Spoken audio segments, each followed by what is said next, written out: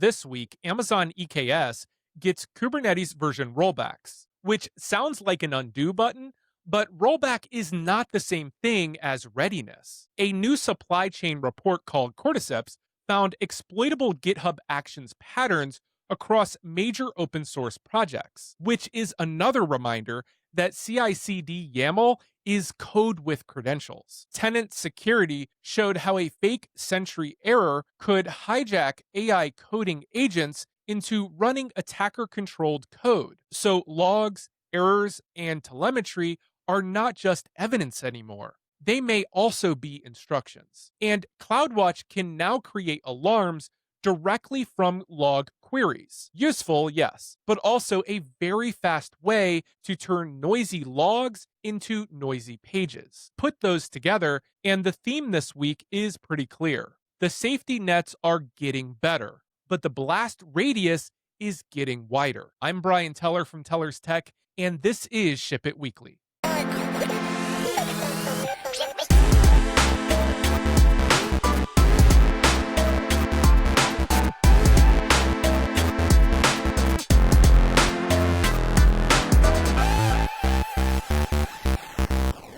Welcome back to Ship It Weekly, the show about the DevOps, SRE, cloud, platform, and security stories that actually matter when you are the person who has to keep the thing running at 3 a.m. If you're new here, follow or subscribe wherever you are watching or listening. And if you want the weekly story list and source links, check out oncallbrief.com. For past episodes, full show notes, and more from the show, head over to shipitweekly.fm.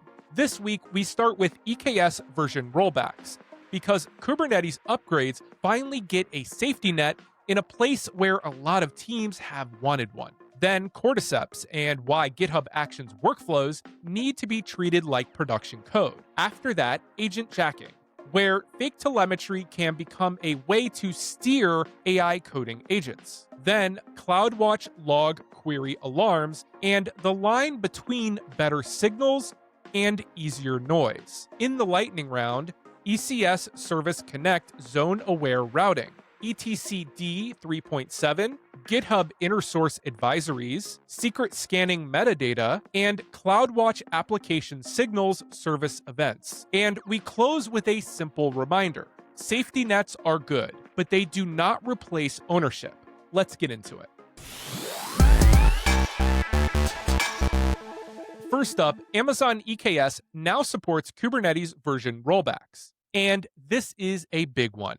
For a long time, Kubernetes control plane upgrades have felt like a one-way door. You do the checks, you read the release notes, you look at your add-ons, your nodes, your admission controllers, your autoscaling, your old Helm charts, and whatever legacy thing nobody wants to touch. Then eventually, you upgrade and hope the cluster is still boring. EKS is changing that with version rollback. If you upgrade an EKS cluster and hit a problem, AWS now lets you roll the Kubernetes version back to the previous version within a 7-day window. That gives teams a real recovery path when an upgrade exposes a compatibility issue. That is useful, especially if you run a lot of clusters, have strict change windows, or operate in environments where Kubernetes upgrades are already surrounded by approvals and nervous Slack threads. But this does not make upgrades free. It does not make your workloads compatible. It does not fix every add-on problem. It does not replace staging. And it does not mean your whole cluster magically goes back in time like nothing happened. AWS also added rollback readiness checks, which is important because rollback has its own requirements. Your nodes matter. Your add-ons matter. Your disruption budgets matter. And if you use EKS Auto Mode, node rollback becomes part of the story too. That means rollback can take time. And in an incident, people hear rollback and assume fast. But safe rollback is not always instant rollback. The takeaway is pretty straightforward. Use this feature. Put it in your upgrade runbook. Test the path. Know what it does and does not cover. But do not treat the rollback button like permission to skip upgrade discipline. A rollback window is a safety net. It is not a test plan. EKS got an undo button. That is great. Just make sure that someone still owns the upgrade. Second story. Novi Security published research called Cordyceps, and this one lands directly in the Your CI/CD is production code bucket. The report looks at exploitable GitHub Actions workflow patterns across high-impact open-source repositories. Not one weird repo, not one random bad workflow, a repeated class of CI/CD mistakes. Novi says that they scanned around 30,000 high-impact repositories and confirmed more than 300 fully exploitable attack chains. The patterns include command injection, artifact poisoning, broken trust boundaries between workflows, and untrusted pull request or comment data making its way into privileged automation. That last part matters because most teams still treat workflow YAML like code. It gets copied from another repo, tweaked until the build is green, reviewed quickly, then forgot. But workflow YAML can run commands, read secrets, publish packages, sign artifacts, assume cloud roles, push containers, cut releases. That is not just automation. That is a privileged execution path. The nasty part is that these problems are often not obvious from one line. A low trust workflow produces an artifact. A high trust workflow consumes it later. A branch name lands in shell. A pull request title becomes command input. A cache crosses a privilege boundary. Each piece looks normal enough. Together, you accidentally gave untrusted input a path into trusted automation. And now add AI coding agents to the picture. If agents are gathering CI/CD configuration, they can reproduce insecure workflow patterns very quickly across a lot of repos. The fix is not stop using GitHub Actions. The fix is to review workflow logic like code with production authority. Threat model your triggers. Separate trusted and untrusted workflows. Be careful with pull request target. Watch shell interpolation. Limit token scopes. Treat artifacts and caches as trust boundaries. And stop assuming YAML is harmless because it looks boring. Cordyceps is a good reminder that your pipeline is part of your supply chain, and attackers already know that. Third story. Tenant Security published research on agentjacking. The short version? They showed how a fake Sentry error report could influence AI coding agents into running attacker-controlled code. That should make platform and SRE teams pause, because this is not only about one agent or one vendor. The bigger issue is that operational context is changing. Logs, errors, stack traces, issue descriptions, pull request comments, incident notes, runbooks. That stuff used to be mostly passive. A human read it, decided what mattered, ignored the nonsense, and took action. Now, agents are reading that same material, and sometimes they are acting on it. In Tenant's example, the attacker injects a crafted error event. The event looks like normal diagnostic context. An AI coding agent is asked to investigate or fix the issue, and the agent treats malicious content like instructions. That is the trust boundary. Not did the attacker compromise the server, but can the attacker put text somewhere the agent will trust? That is a much lower bar and a pretty uncomfortable one. A lot of our systems were built assuming that logs and error text were just evidence, not instructions. Maybe we sanitize them for display. Maybe we redact secrets. But we were not always asking whether a string in telemetry could become part of an agent's decision loop. That has to change. If an agent can read from observability tools, open repos, run commands, install packages, access cloud credentials, or modify code, then untrusted context becomes a security problem.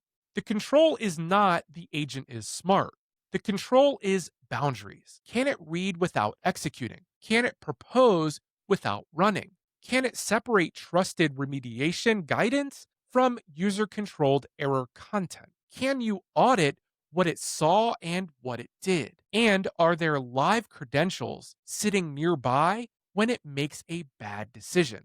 The takeaway is simple. Do not wire agents into developer and incident workflows and only ask about productivity. Ask about authority. What can it touch? What can it run? What does it trust? And what happens when that context is hostile? Agent jacking is not just an AI story. It is a trust boundary story. The text around your systems can now cause action. So your trust model has to include the text. Fourth story, Amazon CloudWatch now supports creating alarms directly from log queries. This is one of those features that sounds small, but it changes how teams build alerts. Before this, alerting on logs usually meant extra glue, metric filters, custom metrics, another system. Some pipeline where a log pattern turns into a metric and then the metric turns into an alarm. Now CloudWatch can create alarms from log queries directly. Those alarms can use normal CloudWatch alarm actions, including SNS and EventBridge. That is useful. A lot of incidents show up first in logs. A specific exception, a repeated auth failure, a weird timeout, a dependency error, a line that says the thing is broken before the normal metric catches up. So yes, I like this feature, but I also fear it a little because easier alert creation can become easier pager noise. Someone sees an error. Someone says we should alert on that. Nobody checks how often it happens. Nobody asks whether it is user impacting. Nobody asks who owns it. Nobody checks whether the log message changes every other deploy. And suddenly, your on-call rotation is getting paged by a regular expression with abandonment issues. The right use case is targeted signal, known failure mode, clear owner, clear threshold, clear action, clear reason why a human needs to be interrupted. If the alarm fires and the on-call has no idea what to do, you probably made a search shortcut, not an alert. So this is a good CloudWatch feature. It removes glue. It shortens the path from log signal to operational response. Just be careful. The fastest way to create an alarm is not always the fastest way to create reliability. Sometimes it is just the fastest way to create noise.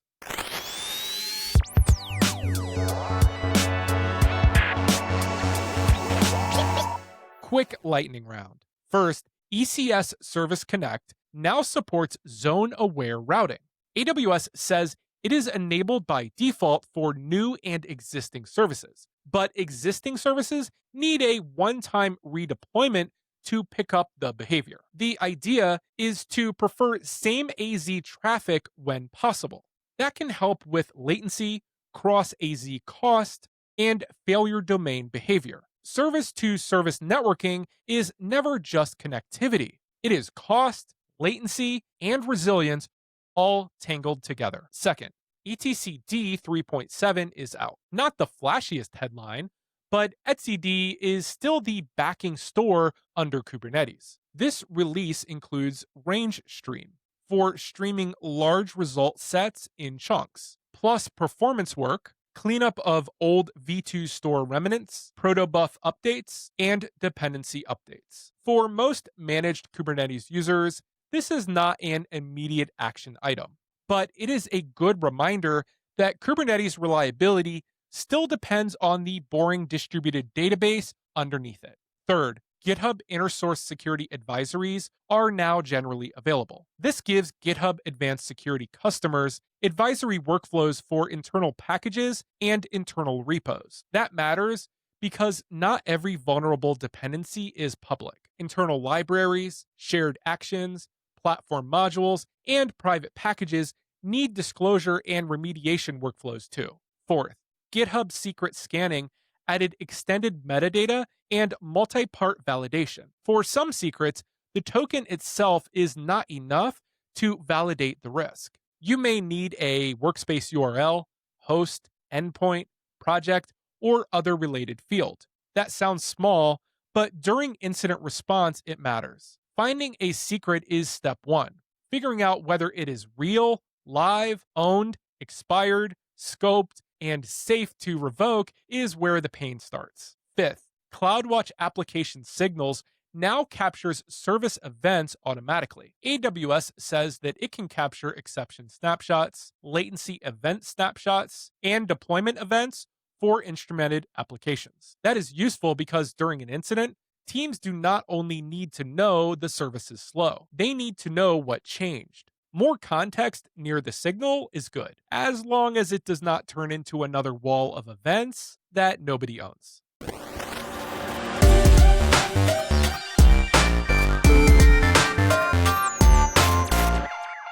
The human closer this week is about safety nets, because that is the shape of the episode.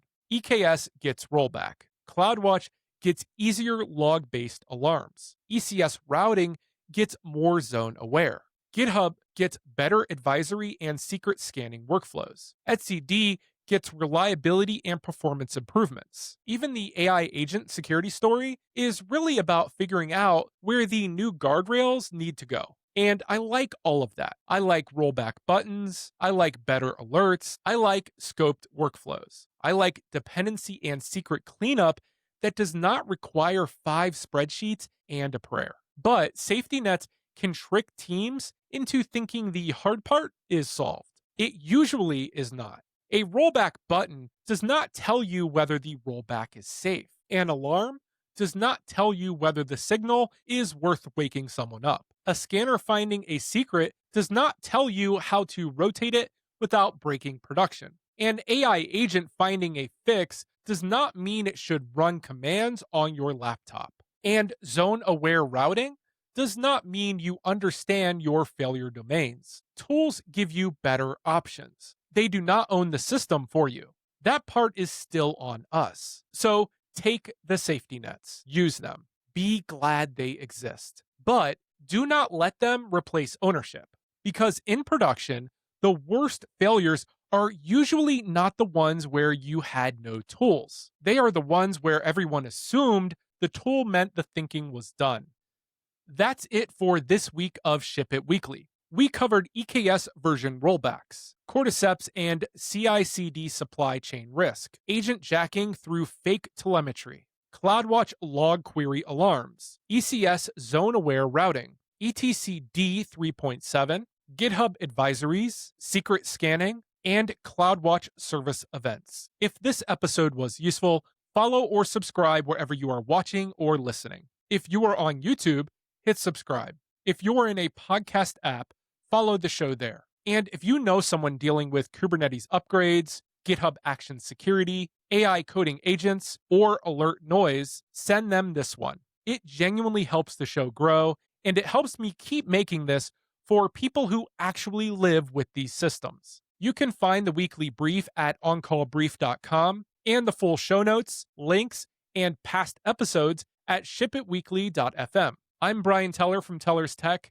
Thanks for listening. And remember, safety nets are good, but they do not replace ownership.